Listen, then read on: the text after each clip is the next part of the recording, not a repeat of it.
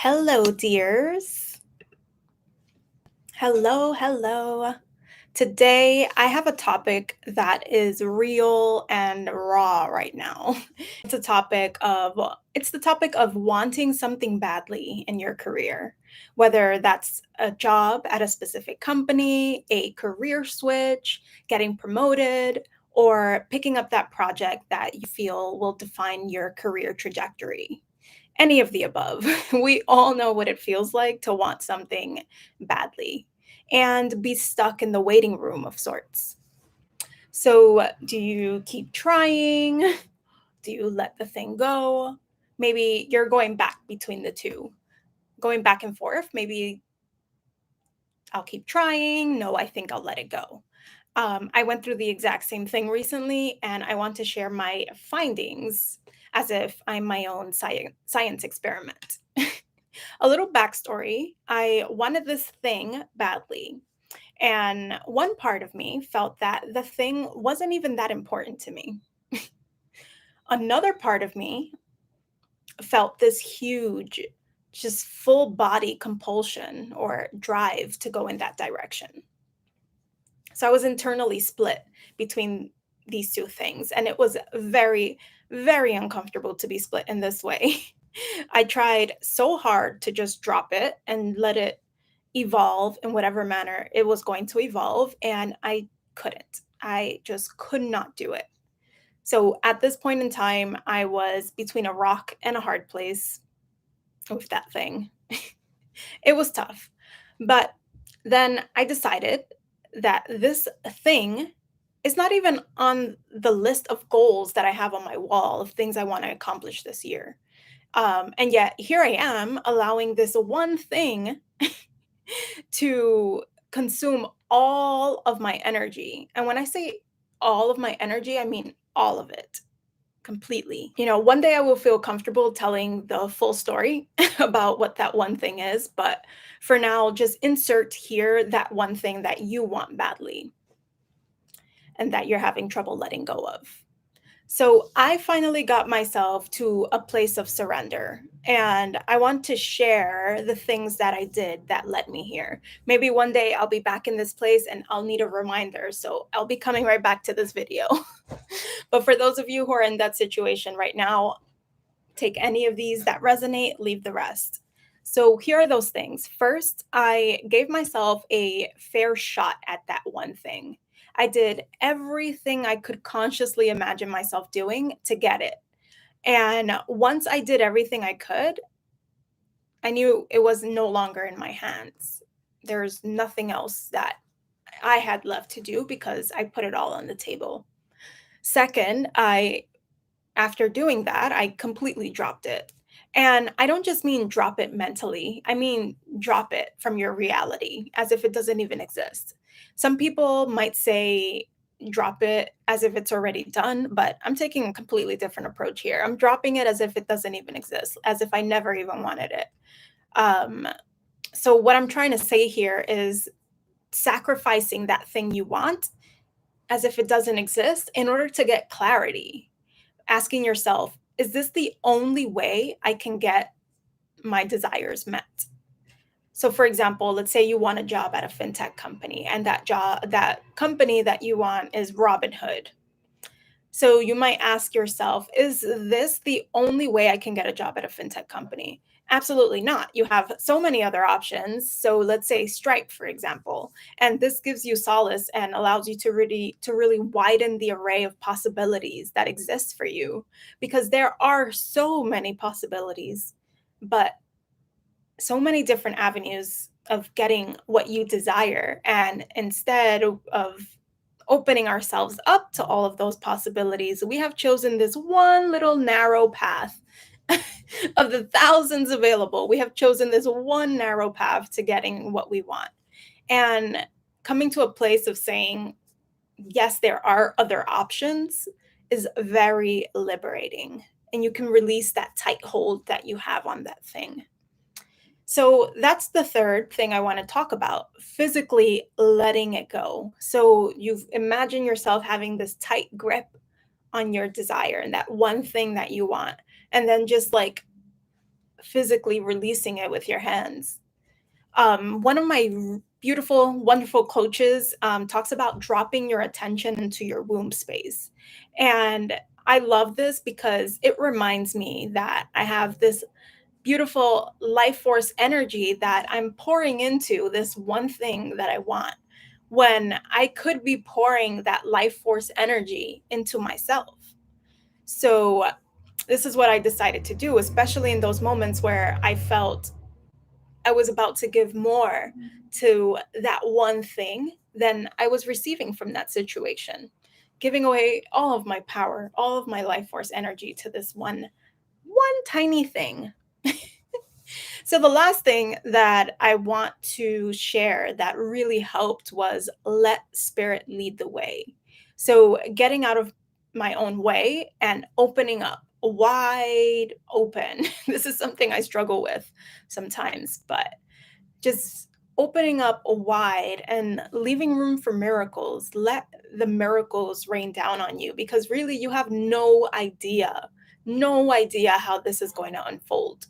You have no idea what people are supporting you right now, what rooms your name is being brought up in, that people are advocating for you, that people are supporting you. You have no idea what's happening. So release the grip, open wide, open wide, open, wide open, wide open, and lean back. Leave room for miracles. So lean back, lean all the way back. Not just a little lean back, like lean all the way back. So that you can stay in your power. Because really, when we want this one thing so badly, we reduce ourselves to this one thing. We've reduced our worthiness to this one thing. And if there's anything I learned through this experience, is that I refuse to reduce my worth to one variable. I will not reduce my worth to one variable. And I pray to the heavens that I'm never in this situation again, where I feel like the only way to feel fulfilled is to do this one thing.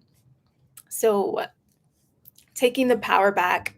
So with that, I started to ask myself, do I know what's the best path for me to fulfill my mission in this lifetime?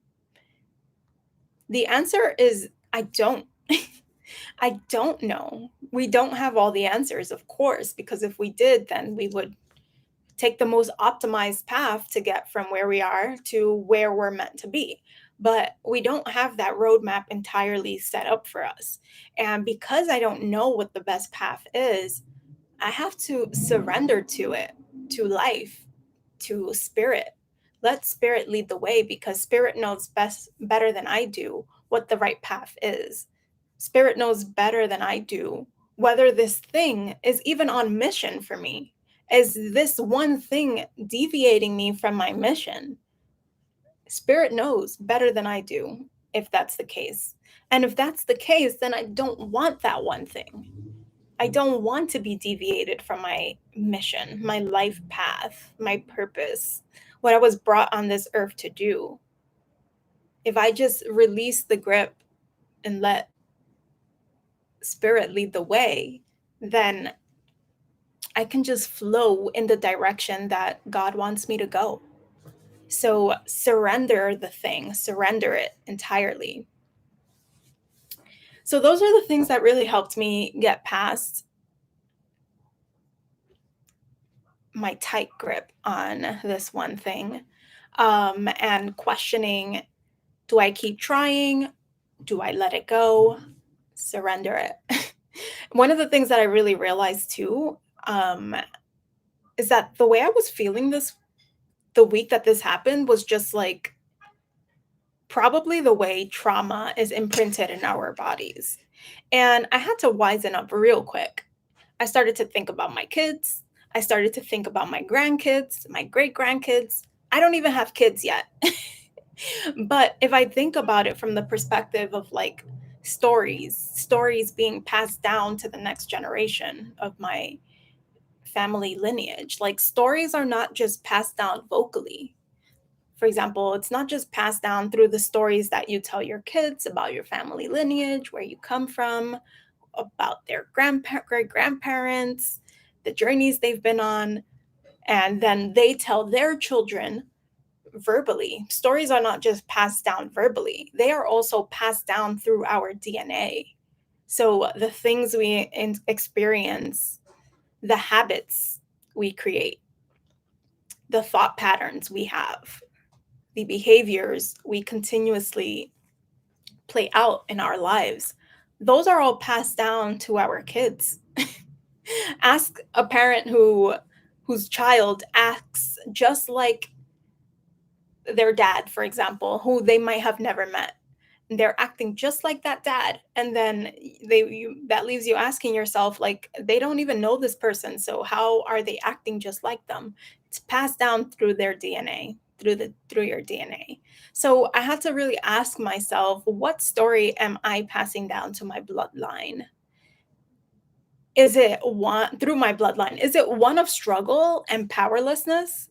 Or is it one of surrender and a deep inner knowing that no matter what, God's got me covered? God's got me covered. Doesn't matter what obstacles are in my way, what people want to derail my life path. It doesn't matter. None of that matters. God has got me covered. I want the next generation that comes from me to inherit peace and worthiness and authentic internal power. The power of knowing that your life story is not defined by this one thing. In fact, that one thing won't even make a dent in the fullness of who you are meant to be in this lifetime. Whew, how to let that out? How to let that out? um, let's see. Something very interesting also happened once I surrendered the thing. I had a feeling, a very just like a resonant feeling that God was up to something, something good. I feel like God is up to something and there's no way I'm going to interfere with it. So I'm going to lean all the way back and let God take the wheel. God take the wheel from here. Um so that's what I had to say. You might have to do this thing over and over and over and over again, surrender it over and over and over and over again until it finally lands and it becomes so deeply ingrained in your spirit, in your mind, in your body that it cannot easily be detached from you.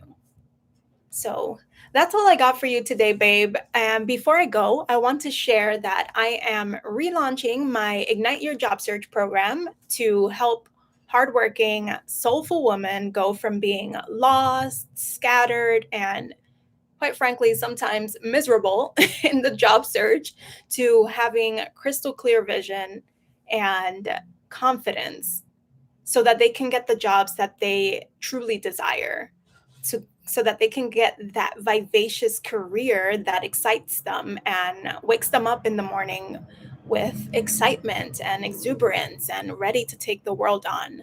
So if you're still here, this is my little gift for you. You can set up time with me in the link in the description box to see if you're a good fit for the program and vice versa. So that is all for today. All the best, my love. Mwah. See you next time.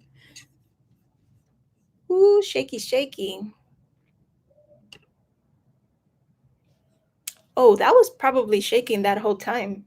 Well, anyways, shake it all off. Shake it off, babe. See you later.